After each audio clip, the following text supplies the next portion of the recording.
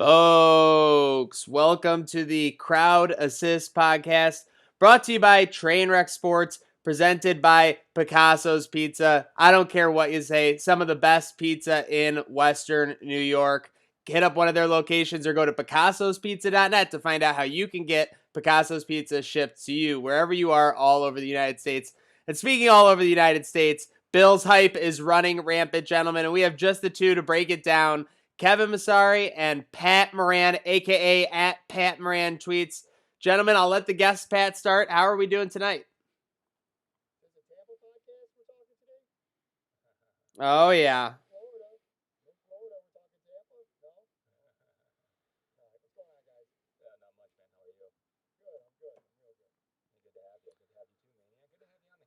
I mean, it's great to be back. It feels like coming home. It feels like Zach Morris going back to Bayside. And just like last year, we're going back to a week one victory over the Jets. Albeit, I think this one was a little bit less exciting this time, gentlemen, but I think it was the right level of excitement for Bills fans. Bills fans went in wanting a blowout. They wanted to see some form of domination, and they got that early. I think that everyone would have preferred it was a little bit more polished. But let's go to Pat first, and then we'll go to Kevin. What were your instant takeaways, and how have they kind of matured or kind of grown over the last 48 hours since the game ended?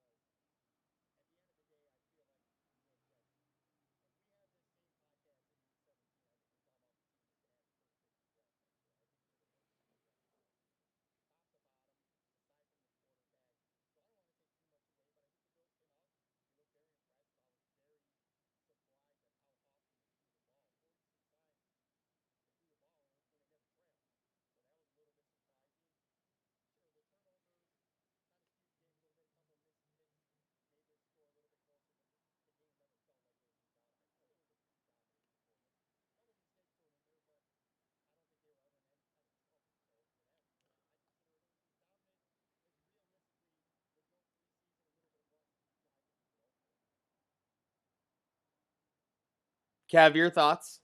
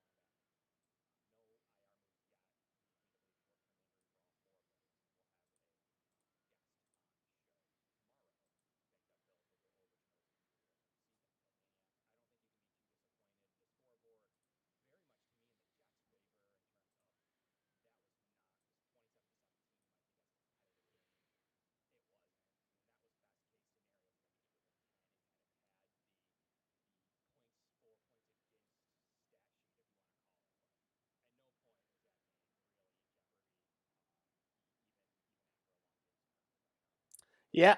Scary play. Scary play.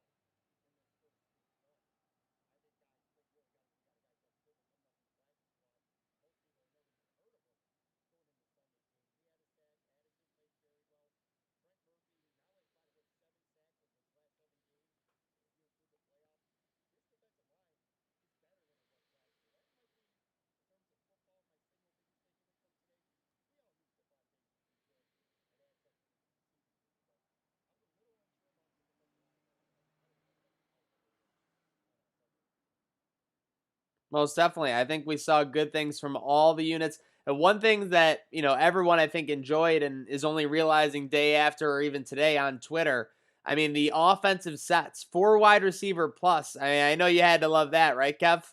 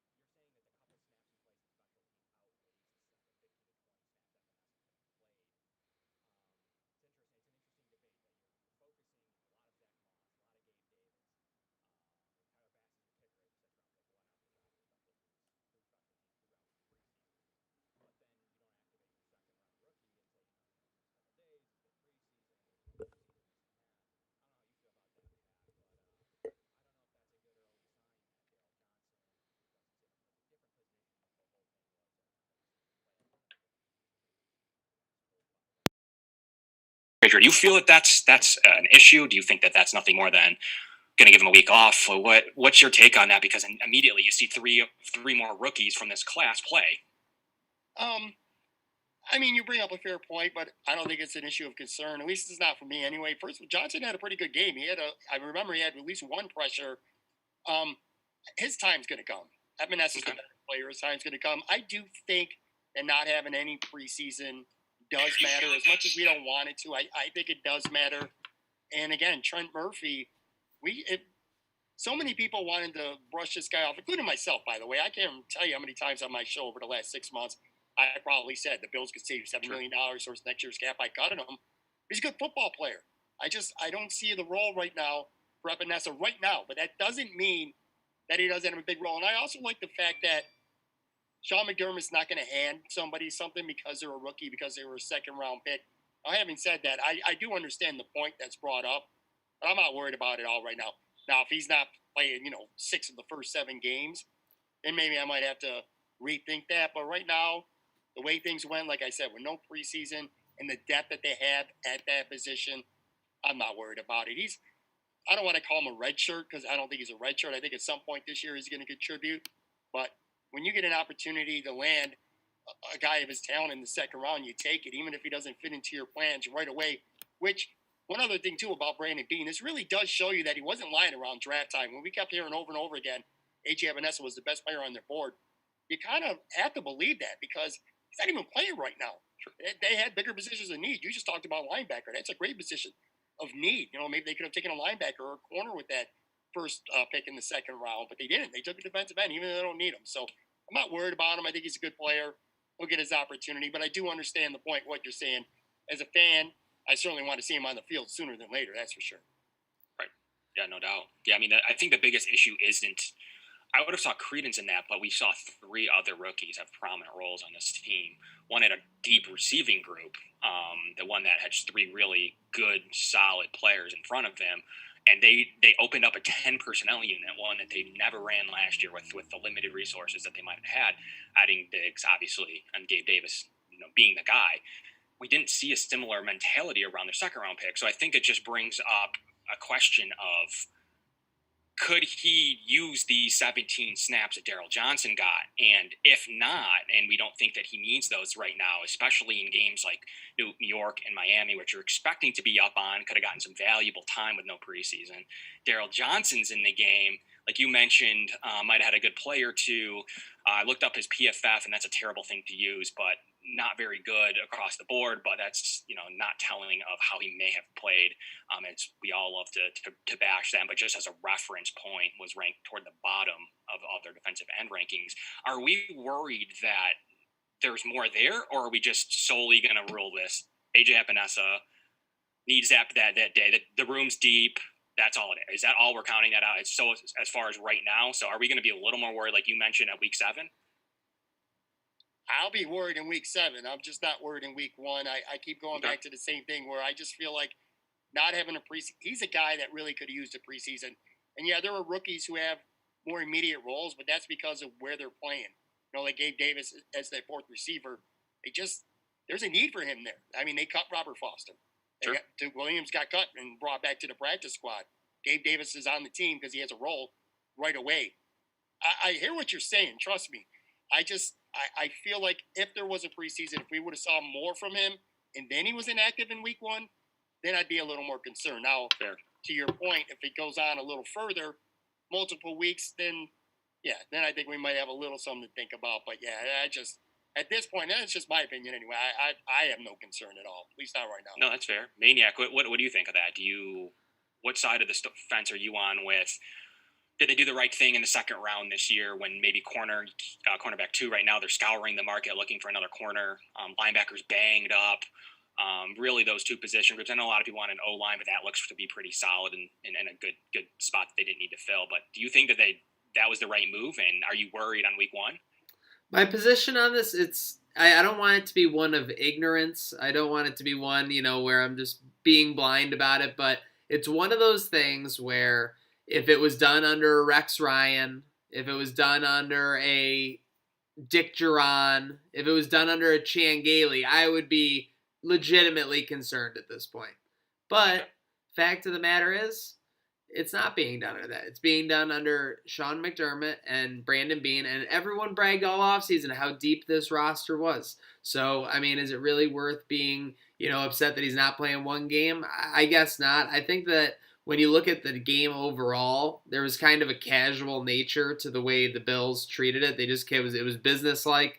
And I think maybe that played in the decision to have him be inactive as well. I mean, why rush him into a situation where he might get his confidence down in there and it's completely unnecessary? So there's a lot of factors. But to your point and your question, at this point, I'm not panicking. I'd say on a 1 to 10, I'm like a 2.5 on Epinesa. Just because, like you guys said and like Pat said, the defensive line was ferocious yesterday. I think Darnold never really got settled in the pocket. I think from the first snap, he was kind of, hate to say this, seeing ghosts. And it played into the Bills' attack. You had Invader Zim getting in that backfield and getting a sack, so that was great to see. And yeah, that goes to a bigger point, I think, as a Bills fan, just securities and insecurities. And I guess I'll use this to transition. I mean, I am at the point right now where Bills fans you got to accept Josh Allen for what he is. And that's just for lack of any better way to put it. We know exactly, we've seen him develop. We've seen him take steps forward. Maybe he'll continue to take steps forward and grow to, an expectation that even in our wildest dreams was kind of only a dream. But at this point, he's going to make a couple mistakes. He's going to make some plays that leave you scratching your head, and he's going to leave some plays that leave you with your jaw on the floor. It's just the kind of QB he is. They got one that can make plays, and they got one that's going to have some plays that are going to be questionable. Starting with Pat, I mean, where are you at on Bills fans, their perspective of Josh Allen? Because I feel like we're all in the same boat. We all know what to expect from him. But people have different reactions when they see criticism from an outside source like PFF or other rating sites. So just curious to hear your thoughts on that. He's really a tantalizing figure, isn't he? Whether it's from the local fans, whether it's from the national fans and national media, it's just it's crazy. Our buddy Bruce Nolan from Buffalo Rumblings, I'm paraphrasing because I don't remember the exact tweet, but he said it perfectly. When you judge, and again, I'm paraphrasing here, but when you evaluate Josh Allen, it's the plays that he makes that the average quarterback in the NFL can't make versus the plays that he misses that the average quarterback in the NFL will make. Like the touchdown pass to John Brown, the average quarterback, almost any other quarterback, makes that play. But he does things that few other quarterbacks can do. And I agree with you 100%. At this point, he is who he is. Maybe he'll get a little more accurate. I do see maturity. I do see more poise. I do see more patience. He ran the ball a lot, and he probably will this entire season from the pocket. But he wasn't as quick to run as he used to be. You can see that already. Like, he waited for some plays to develop. That touchdown pass to Zach Moss, that was a beauty. He could have took off running. He waited for him to get open in the end zone. That was a good play. It's just who he is as a quarterback. Look, the national media is never going to like and respect the guy because they never thought that he should have been the 7th pick of the draft to begin with. They don't think he's a good quarterback. And I don't know what you could do to change people's minds short of, contending for a Super Bowl. Pretty much that's it. But the Josh Allen that we saw, and I'm not even speaking as a fan, I'm speaking as somebody who's being completely objective about the whole thing. What more realistically do you want from a guy that throws for 312 yards, 2 touchdowns without an interception, runs the ball, scores a touchdown, besides the fumbles? The fumbles are a problem. They were a problem, and they're going to remain a problem. And maybe it comes down to who you're playing that week. Because I will say this much, I still feel like they mostly dominated the Jets. But if they were playing Pittsburgh Steelers or if they were playing Baltimore Ravens, you can't do that. And that's something that he's got to learn, and it keeps happening. So that is the issue that I have with Josh Allen is the fumbles, which is weird because I always thought he would be throwing 17 to 20 interceptions a year. But that's not the case. It's the fumbles that are the issue. But for the most part, look, I like Josh Allen. I was not a fan of him coming out of school. I did not like the pick a couple of years ago. I'm going to be honest, and I've always been honest about it. But he's kind of won me over. Like his leadership, and I think he's playing well. But you're never going to impress the people that don't want to be impressed. They're always going to find a narrative and a reason they hate him. But if I'm a Bills fan right now, and I am a Bills fan, I'm excited about him.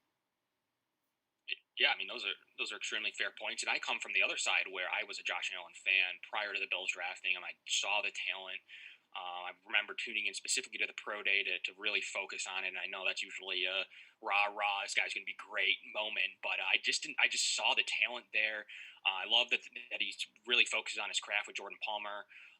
And you're right. I mean, I thought that if there were errors, it would be on the interception front, and it just hasn't happened this year. He's great in the red zone, mainly because of his running, and teams have to respect that and have to play him in man-to-man coverage down there. And he may make a bad throw or two, but it hasn't led to a critical error. The fumbles are an issue, though. I mean, one of them, he got upended and fumbled it. That's unlucky in a way, but the first fumble cannot happen. I mean, Right. that just can't happen there. There's no reason for that. The second fumble happened. He was running, really great play, and just unlucky all the way around. So that's going to happen. But then, I saw some really good statistics that for the amount of carries that he has, his fumble rate is actually lower than Lamar Jackson's.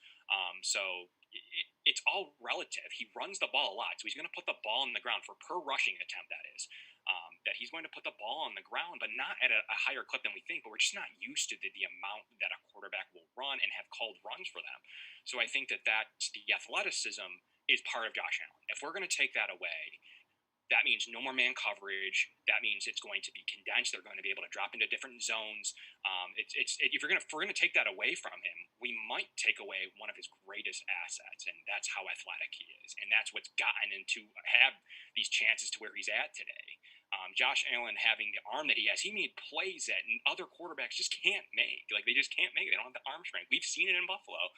We've seen Ryan Fitzpatrick literally have to jump 3 feet to try to make a throw. just to get that arm strength at Trent Edwards, or you go down the list.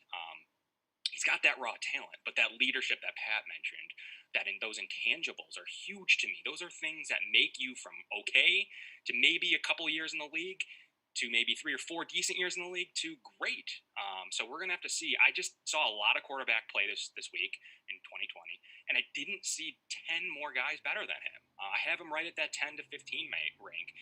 But if we're gonna criticize him for not going 100% completion percentage, he made a bad decision. A bad throw to John Brown in the end zone. I mean, let's call it what it is, Maniac. He should have hit that pass. And a couple more, too. The next play, he followed that up with an awful throw, too.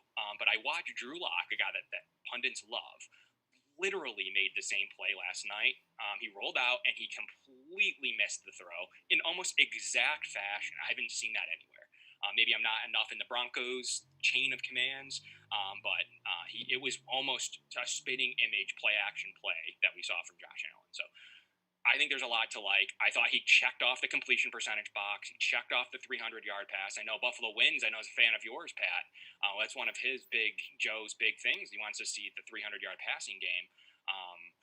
Is that a landmark to you? The completion percentage at 70+%, the 300-yard game. I mean, there's nothing left here but to criticize individual throws throughout a football game. Well, let me say this too. In fairness to Josh Allen and the Bills fans who defend him, because sometimes, look, it is annoying sometimes. I'm not going to lie. I know, Joe, you brought up Joe. He gets into it all the time with fans on Twitter who defend I love it. Thing. Yeah, I do sometimes. I love it. Sometimes I hate it. But here's the thing. And we're talking about that Jason McIntyre guy. I think he's from Fox, whoever the hell he's with. Uh-huh. It's one thing to make fun of that throw because it was a horrific throw. Okay, I was at a bar watching the game and I started screaming at the TV, and I'm sure lots of Bills fans were saying the exact same thing, missing by that bad. But what pissed me off is he stinks. He added in his tweet. I don't remember if he said it word for word he stinks, but he did. He said Josh Allen stinks, and he used that throw as an example. I'm like, there's about 15 plays from that game where you can argue it, and that's where, like I said, it's the narrative of one person, and in this case, that guy's a clown, by the way, but he doesn't stink, okay? Did he make mistakes? Yes. Does he got to get better? Yes. Should you be completely sold that Josh Allen is a guy who can lead you deep into the playoffs? No, not yet anyway, but he's working towards getting there. And to take the narrative of one or two stupid bad plays and to say the guy stinks, it's just ridiculous. Just to chime in here real quick before you get going, Kev. First off, he didn't throw it in, Pat. The first thing in the tweet is Josh Allen stinks. That's the tweet right there. And then to top it all off, by the way, and I forgot this when I originally saw it, he's recording a TV, and it's not like a monster TV or anything, but he moves the phone to show you, like, Josh Allen. So it's just something that, like, someone, born in 1930 would do, but just very interesting from Jason McIntyre. Also filmed in vertical, of course. He could not have filmed it in horizontal. But, Kev, what were you going to add on there? No, I was just going to say, to couple off that answer, you saw Sam Monson from PFF, Maine Sam, basically similar fashion to that tweet you're mentioning, filmed it off the TV, didn't give a good angle of how big this TV was in this case, but the same exact situation, and he tweeted, okay, I'm going to try and go easy on Josh Allen stuff, but oh my God. That's verbatim his tweet. And then his follow-up tweet was, where are 2 types of replies to this response? Everyone, bah, ha, ha, ha, ha, with the B in front of it. And then Bills fans, 1 play in the whole game, man, come on. So you want to talk about a narrative, it's PFF. They hammered him as not a first-round pick. They hammered him as nowhere near the top.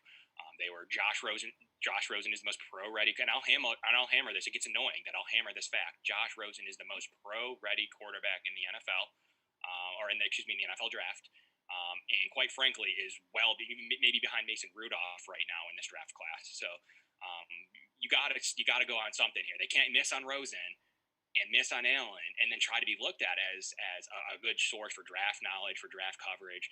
They're gonna have to continue to knock him and knock individual plays because, Bills fans watched this game, besides maybe Jets fans, and they saw. And you have a lot of Jets people coming out. Did the Jets make the right decision drafting Darnold over Allen? There's a legitimate Jets reporter saying that. They watched this same game.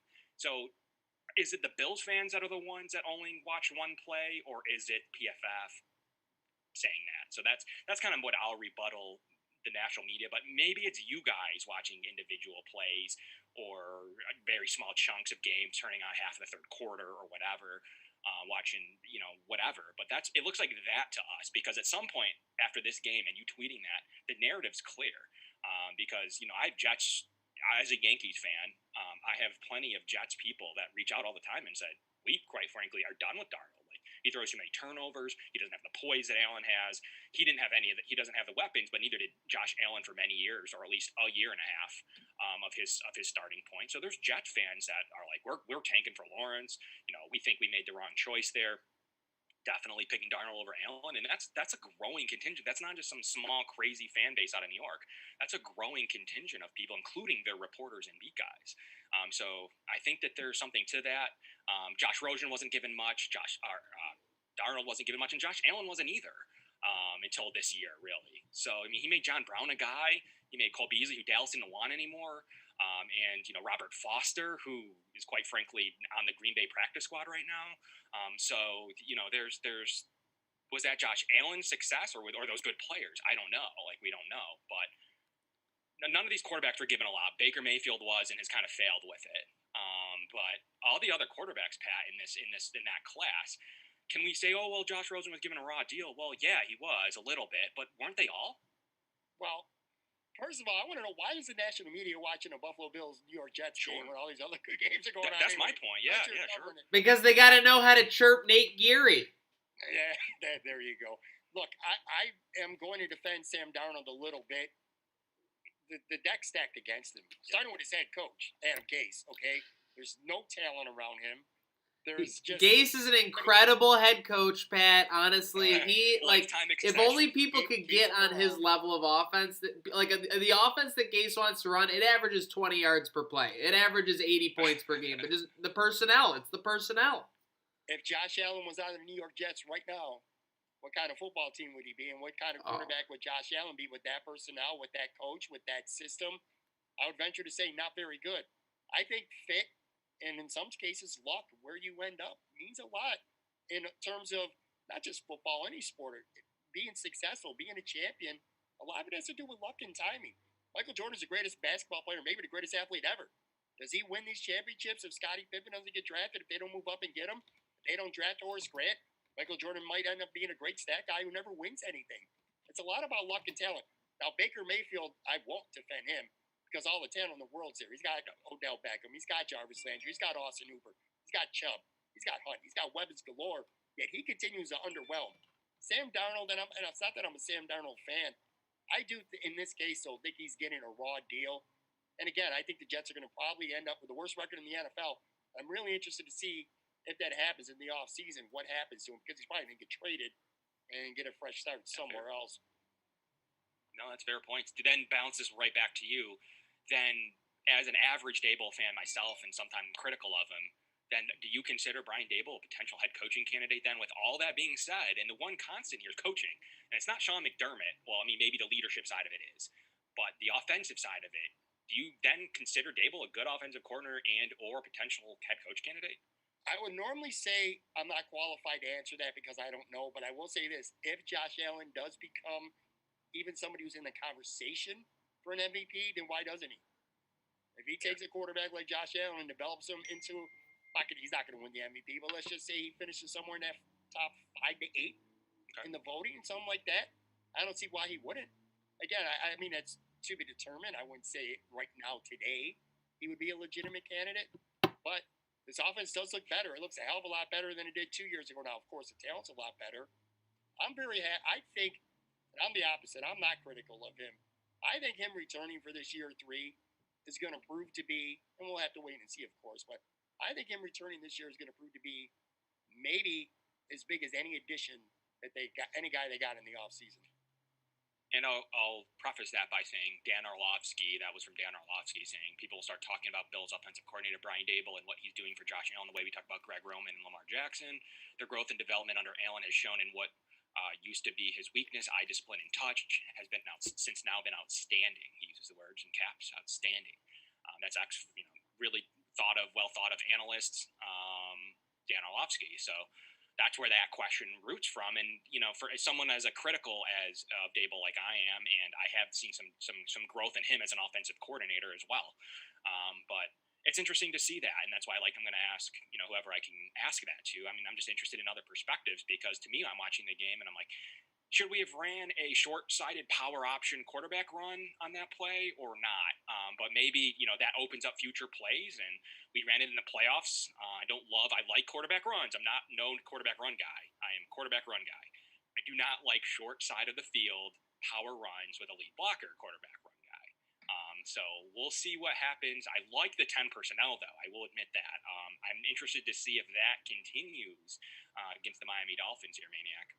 Yeah, I'm hoping it does, because obviously it was very effective. Huge shout out to Brent Seibold on Twitter. Enjoying this, guys. Thank you. Hey, for enjoying you tuning in. And as always, you can always tune in to Kevin and Pat at their accounts, at Kev Masari for Kevin and at Pat Moran Tweets for Pat. We are halfway through here. The Picasso's stat of the day that we had. What do we got? 5 of 11 Jets drives failed to gain even 5 yards. I mean, that was awesome. They just dominated up front solely. And then when you factor in the Crowder touchdown, which was about 60, 65 yards, the Bills defense had their way for most of it. Now it's the mood shifts a bit, though, obviously. The game ends, and the immediate fallout wasn't ecstasy over a 1-0 start to the season, but concern for these linebackers. So you had Milano and Edmonds going out. But obviously, in the days since, they've gone to day-to-day. Do you expect both of them to play against Miami? It seems like when the announcement came out, it sounded more like day-to-day and only one of them would play. But then today, based on what the little blurbs, the little blips that I'm seeing on my radar, it sounds like there's a chance that both could be active. I think where Kev is right now, out there on South Beach. Yeah, no, I mean, I think that they'll be okay. I think you see a drastic move to get somebody in. I think you see a lot of they had Deion Lacey in today. Bill hasn't done much, played in the CFL, which got canceled. So really didn't make a move, and he was a special teams only player. I think you would have seen a bigger name come in, and or them scouring practice squads, and or them already setting up. We saw the list yesterday of just DBs in for a visit that could have been pre-set up with all the COVID rules, but there's just no urgency, and we'll see what Pat thinks about that as you read the tea leaves. We all are trying to do that. Do you have any issues to thinking that both of them aren't going to play, or are you thinking the same along those same lines where nothing was done there? You're expecting Milano and Edmonds to play against the Dolphins? I wouldn't play Milano. Okay. I would be very cautious with his hamstring. Didn't he have an hamstring last year? I believe he missed a game at home against Miami. Was it because of a hamstring? I'm pretty sure it was. He definitely missed the game. You're right. Was it a hamstring? I can't remember if it was a hamstring or not. Might have been. I don't remember, but to me, that's an injury for a linebacker that you need to be a little careful with. And it's so early in the season, I wouldn't take any chances whatsoever. Now, if he's 100%, and he's completely and utterly over it, then yeah, maybe I'd play him. But if he's like at 85 to 90%, it's week 2, it's at Miami, I'm sitting him for sure for a week. Now, Edmonds' a shoulder. Probably a different story. Let me ask both you guys this question, though, because you talk about these linebackers and concern. Coming into this season, if you could have picked 4 guys that you would have said the Bills could least afford to lose for any extended period of time, we all would have said Josh Allen and Trey White. Those would have been the first 2. Wouldn't you make that argument that Edmonds and Milano, whichever word you want to put them in, those are probably 3 and 4, and both of them went down in week 1. So hopefully they get through this without anything serious, but that's pretty scary. And I think took away. I think that did take away a lot of the enthusiasm from Sunday's game too.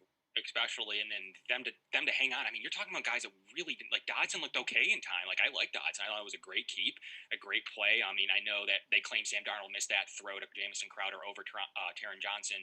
That could have been a touchdown on that sack that Dodson had. That's talk about another tough throw over the DB on the run, way to his right. Maybe Aaron Rodgers type of player can make that kind of play. I don't think a normal quarterback's making that play, especially knowing that he had just kind of made that kind of play to throw and pick to Milano in the first place. So I liked a lot from Dodson, but to your point, yeah, I think those 2 are beside maybe if you like Poyer or Hyde and or Stephon Diggs.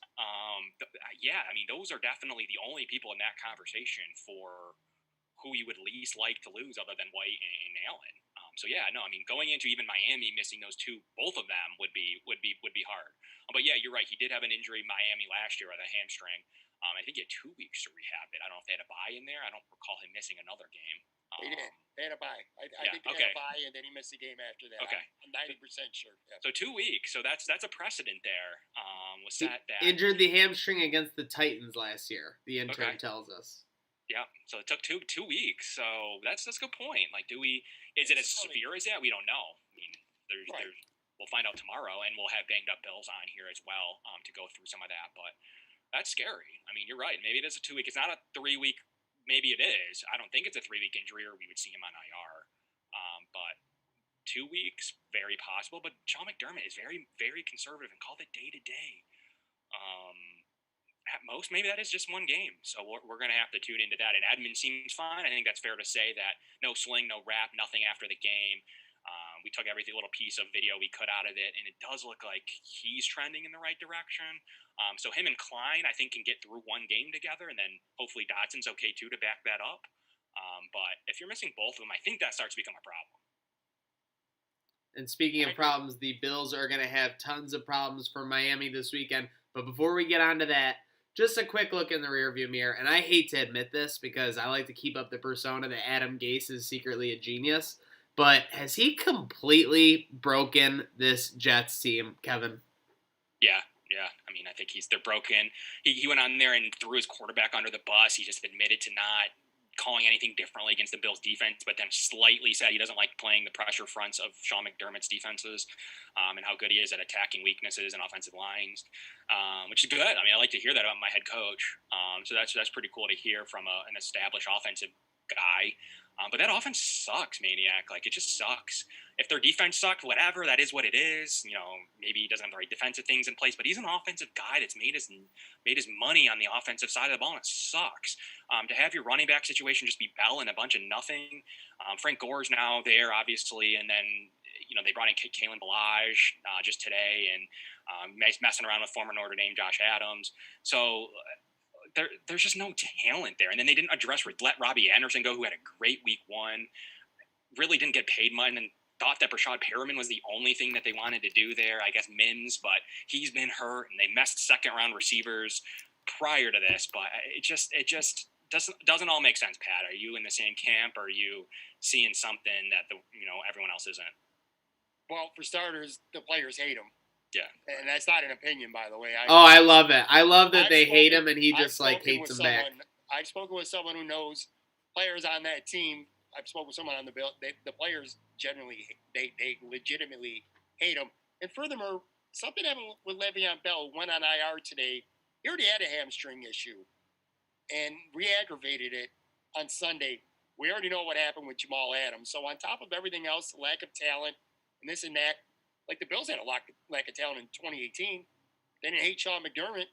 This organization does not like Adam Gase. It's as simple as that. He's not going to look. I know you want him to last forever. I know he's a genius in your world, but your boy will not be coaching the New York Jets in 2021, and he probably won't be coaching the Jets before the end of this season. Yeah, that's fine. I mean, I don't remember. I know you're down in Florida. Did you hear anything when he was coaching Miami along those lines? Any of those same things? I don't know if you know anyone that's in it at all, but no, he had one good year. I think he had one winning season. The first season, 2016 in Miami. He hasn't done anything since then. To me, he's the guy who coached Peyton Manning in Denver as the coordinator. That's it. I don't know. It's just some guys just aren't meant to be head coaches. They're not good communicators with their players. They don't inspire their players. They don't get the best out of them. It's just, I don't know. Put it this way. I'm glad he's not involved. I'm glad he stayed in the division 6 years, but I mean, 5, I guess. I don't think he's going to see year 6.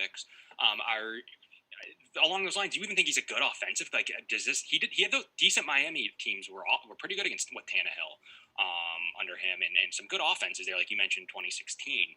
But that all went to the wayside the last 2 years with Sam Darnold and just these bad offenses. Do you think he's really been ruining his credibility as an offensive guy? Well, does he make you appreciate Brian Dable more? Yeah, I mean, for sure. He can't, low bar there to me, but yeah, that's I guess that's exactly the point, though. Right. Does he see a good, like, even like Jason Garrett went on and he's now an offensive coordinator? Do you see Adam Gase as an offensive coordinator for, like, really wanting to get chewed up by who cares? Whatever team that needs an offensive coordinator, Jacksonville or whoever needs an offensive coordinator next year. Do you see that him being at the front of the list for that even? I can't, based on what we've seen for the last few years. Now, I don't know how much of it is talent. I don't know how much of it is he's not getting anything out of the talent that he does have. Right. But again, that's a pathetic looking offense and defense. It's a terrible franchise right now, anyway, from top to bottom. I thought they had a pretty good draft. It's not going to do anything to help them this year. So maybe the future will be brighter, especially, again, if they end up with Trevor Lawrence and figure something out with Sam Darnold. But, yeah, man, not an Adam Gase guy at all.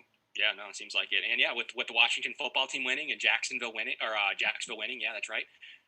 They are kind of there for the first pick right now, unless something happens in Miami, but I think Miami's better. So, guys, we might, unfortunately, I hate to see him move on from Darnold because, like we've mentioned, I actually do like Darnold too, but Trevor Lawrence there, that sucks. So are they going to go into a new head coach, a reboot, Mekhi Becton, like you mentioned, some decent drafted players, and Trevor Lawrence? I don't know. That's not something I really want to think about this year. Well, if they don't beat Miami, where are you going to count 4 to 5 wins so that they don't finish right there at the bottom? It's not Gardner Minshew. I thought that was a win, but right. Guess not. No, you cannot mess around when you're going up against Minshew Mania.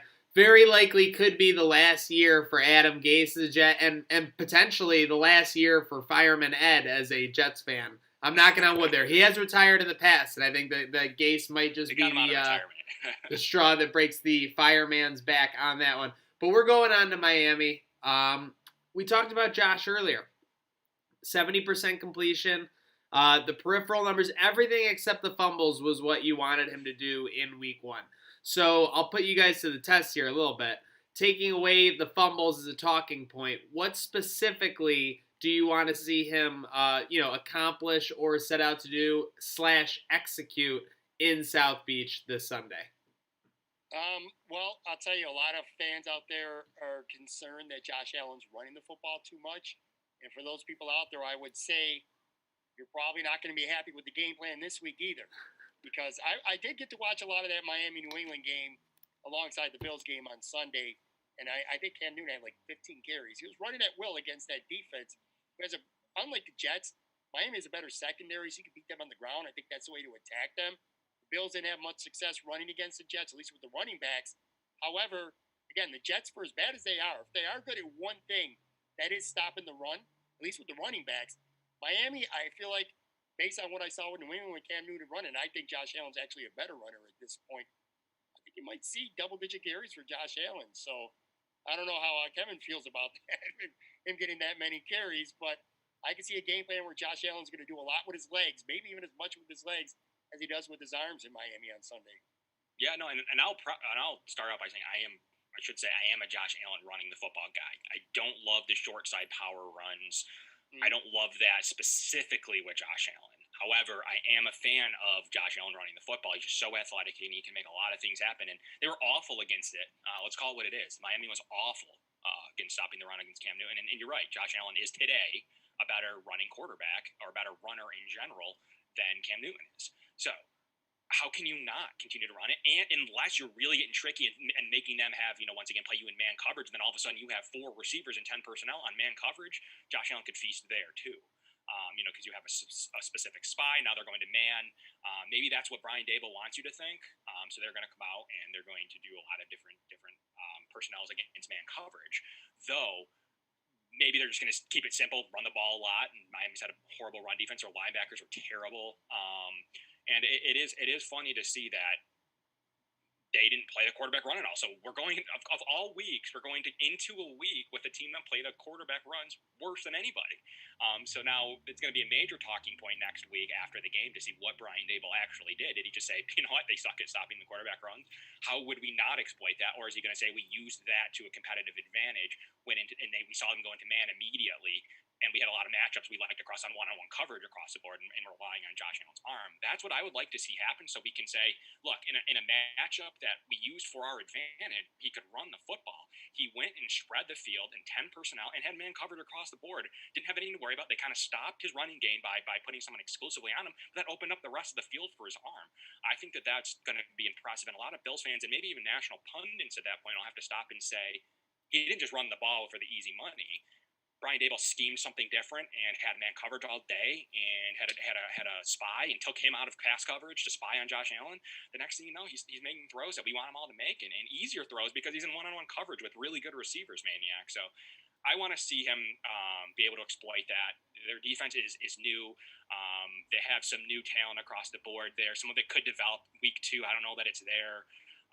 The linebacking, like I mentioned, Shaq Lawson had a rough day, one of the worst ranked players out of the day. Didn't look very good at all. Raekwon Davis, the defensive tackle they had, was awful in gap assignments. So plays a lot of snaps too. Devon Godshaw, another guy they play across that defensive line, had a rough day. Just was out of place all day.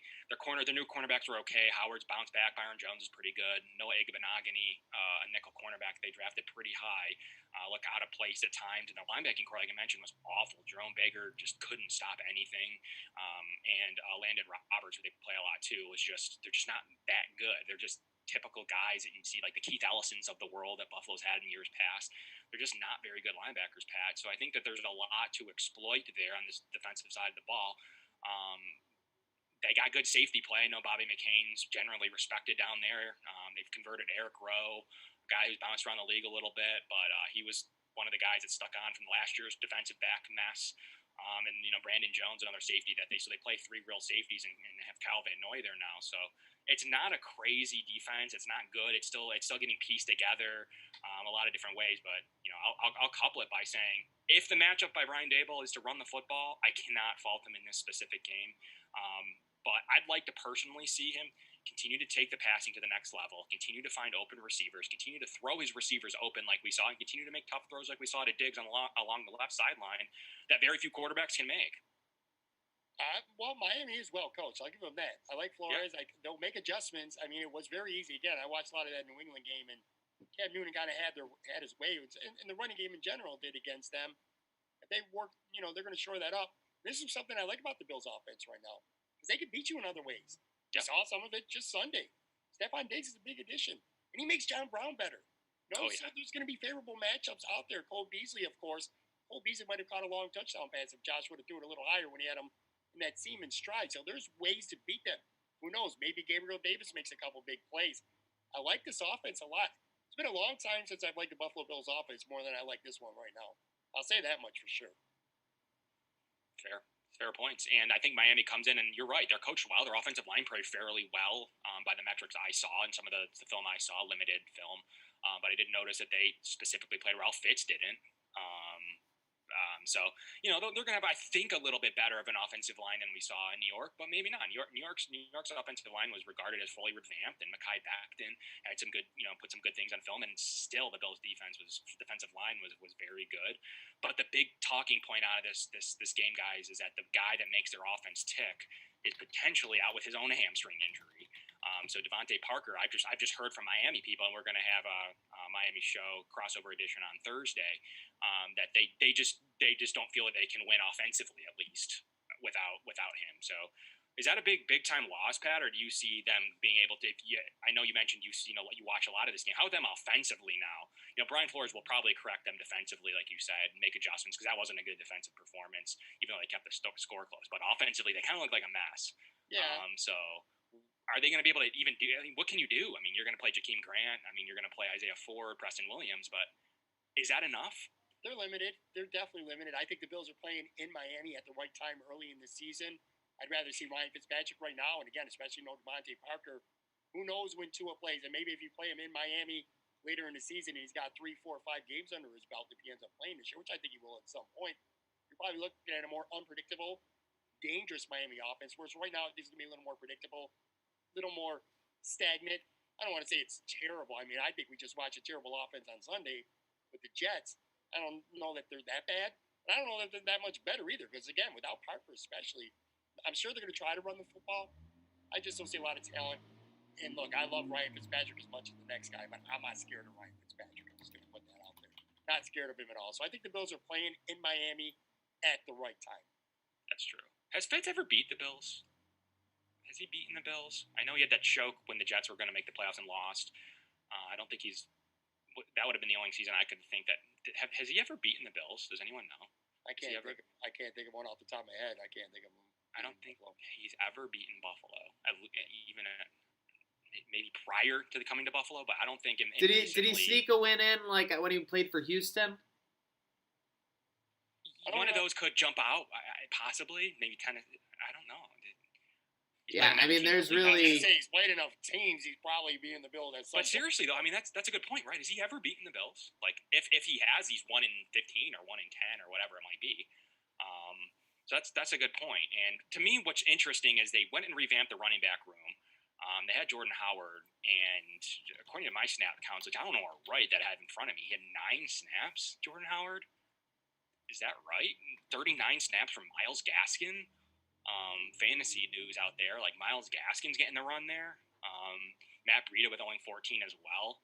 So I don't know. I don't know. I can't trust it. Not like was he just bad in his preseason? But that's bizarre. Myles Gaskin's a guy and does have a little bit of talent, but I mean that could be an abysmal offense. So we'll have to see a pre-Tua, no Devontae Parker, but I think the offensive line's in okay shape. But they went out and traded for Lynn Bowden, a guy that was given up on, which is quite shocking. But Myles Gaskin is potentially the guy getting the snaps there, unless my snap counts are off. I think Miami's going to be far more committed to attempting to run the football. They have to. Jets were. Now, of course, not falling down 21-0. I'm going to preface it by saying that. But that said, yeah, I think Miami's going to try to ugly this game up some, and you're going to see a lot of grittiness, a lot of in the trenches, a lot of running in between the tackles. I think that's what you're going to see a lot of from Miami. That's true. And I'm a big Mike Gesicki fan, so I will say that. I say that, and I say that now. Fitzpatrick will probably throw 46 times, just like Josh Allen did in a wire-to-wire win against the Jets last night. I just realized when Ryan Fitzpatrick beat the Bills, the Thursday night opener. You saying him throwing for 400 yards was what cued me. Oh, my gosh. That's right. Right. He couldn't. He literally was just dropping 40-yard bombs at will. Yeah. That's right, to Eric Decker. Was that 2016? Yeah, was it? Yeah, yep. The 5-day season, as they called it, when we were 0-2, 5 days in. Not good. Real quick, let's do a quick trivia. We've kind of given it away just based on how we're talking. We'll go alternating Pat first and then Kevin.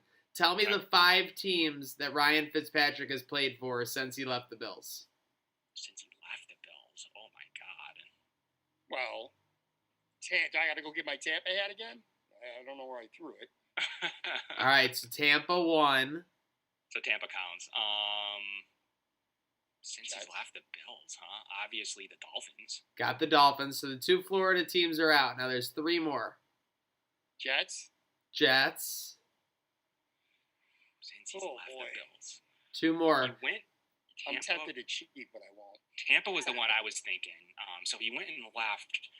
He went to that AFC South. Wow, I can't have. Did he go to the Titans? The Titans. Yeah.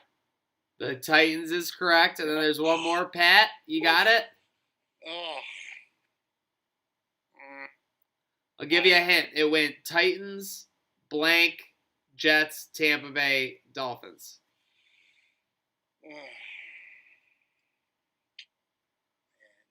That. I can't get it. I can't bring myself to cheat, even with Google right in front of my face. Well, hey, we appreciate you not pulling a Tom Brady and cheating, but it was Houston Texans he played for in 2014. Wow.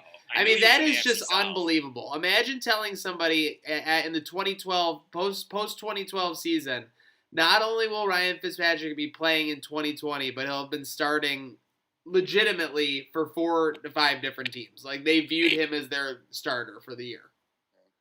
Unreal staying power for the guy from Harvard. Unreal. That's definitely really good unreal stats. Man, he played, and we'll cap it off the Ryan Fitzpatrick segment by saying he finds the starts on every one of those teams. Yeah. He just does the smart thing. He doesn't fumble much himself. Sometimes he does try to rocket a ball in there and it gets picked or whatever. But yeah, he's typically whether it was Jameis Winston, whether it was whatever the Jets had going on, whether it was, Matt Schaub in Houston, whether it was, was that like pre-Mariota in Tennessee? I mean, my goodness, this tenure is ridiculous, but he just finds a way to make the responsible play. So with that said, speaking of responsible plays, Miami having fans this game. Pat, give me a take on that. I mean, you're down there. You got the intel. Well, first of all, the fans down here, no disrespect to Floridians, but they're the worst. They don't care. If there's 16,000 fans in that stadium, I'll bet you 8,000 of them are going to be Bills fans. There's so many Buffalo Bills fans in the Miami area. They'll find a way to get tickets. I don't know how they're going to do it, but they will find a way to get those tickets. I don't even know. It doesn't bother me, but I will say this. Every media person I've had on my podcast over the last couple of months that I've asked a question to, how do you feel about some fans in certain stadiums, but not in Buffalo? They think it's bullshit and they don't like it. It doesn't bother me at all. Make money, I guess. I don't know. Is it going to be really? Do you think it's going to affect the Buffalo Bills? I don't. I think it might be more distracting to the home team to look out and only see 16,000 fans than it is to the road team. I mean, that's my take on it personally. Doesn't bother me at all. I'm not worried about it. Put it that way. Okay. I'll jump in to say I have a source inside the team that said the Bills were very close to having fans, and that the tiebreaker in the situation was the tomfoolery in the parking lot and other situations that led them to not have fans. Now, can't confirm that. I don't know, but that's what I was told by people who work game day operations and other things, that they were gearing up for potential of having fans, and the Bills did, I think, schedule-wise, take it to pretty much the last minute on admitting to not having fans. And I think, I'm praying that things go okay, but I think that you'll see fans for the Bills. So I don't mind other test mark. If it's not Buffalo and we're not exposing our population, if Florida, it's a state law, I don't know, governor law, I don't know who can make that decision. But if they're going to try it out and they can give us data, you saw it was it last night, where they're allowing the friends and family in Denver to go to the game. And I don't mind. We need to test this stuff. And the second we have an issue, we need to ramp it back and be safe for our population. Well, I wouldn't take any data from Florida. That much I can promise. That's true. That's a good point. If Florida offers you any data, you don't want it. Because I can promise you this, as somebody who's living down here for the moment anyway, COVID is, I'm not going to say it's a hoax down here, but people do not take it nowhere near serious. There's nothing that you can't do down here at this point. If you play sports, if you want to play softball, you want to play volleyball, our bars are open. Everything's open for business. My son plays high school football. His season starts Friday. They're allowed to sell 800 tickets for home games. Wow. So, yeah, my son can have 800 people in his home game, and the Bills can't have anybody at the Bills Stadium. That's wild. That's very wild. But yeah, I think that's just the way it is down there. I know Buffalo had a little spike in cases because, to quite frankly, I don't think it's to that level, but we have a lot of population that's like that too, Pat, where they just want to go back to normal. I have friends going to any bars open and stuff, and that's their decision. With a family myself, and I have a little one, I've taken it pretty seriously. Sure. and kept it. And is it the right decision long term? I hope so. I mean, I hope I've made the right decisions there, but we got to use data where we can, and hopefully there are. So, to my opinion, if that's Miami's decision to have fans Maniac, then that's what they're going to do. Like, I don't love it personally, in my personal beliefs. I don't know, but at the same time, is it a competitive advantage? I've Pat said, I can't see that. The Bills fans will get a hold of those tickets. There's probably somewhere traveling there as we speak. If they can't get there on a plane, they're driving. They don't need to travel. They're down here already. That's true too. That's true too. So maybe that market will be through the roof. I don't even know if they're going to let you resell those tickets. I don't know how that works. No, I don't either. But no competitive advantage or Maniac. Not worried at all. I'd like to see other teams be able to go to it because I think that's fair, and hopefully we get to a place to where we can safely do that. This train wreck trivia question brought to you by Picasso's Pizza. Go to picassospizza.net for the best deals on the best pizza in Western New York. This trivia question I'm going to hit Kev with this time. In real life, in reality, the Dolphins mascot is named TD. Did you know that? TD? No, I did not know that. It stands for the Dolphin. I'm just learning that for the first time. Not going to get that right. He's been around for 23 years, so he was new in 1997. Before him, there was a different one. In the movie Ace Ventura: Pet Detective, what is the name of the dolphin mascot? My gosh. I'm pretty good at movie trivia, but I cannot think of this. I'm gonna have to bounce it to Pat. I have no idea. I Pat, can't can come you up bail with him it. out? I Is am Google, usually is decent Google at movie cracking? trivia, but I can't hit that. Let me tell you something. Last time I did the show, I was with Maniac and Degenerate Al, and I went over and embarrassed myself. If they get any of the trivia questions right, I got that one, and I probably won't get any other one right either. I have no idea. I have no earthly idea. The dolphin in Ace Ventura: Pet Detective was named Snowflake. Snowflake. Very interesting.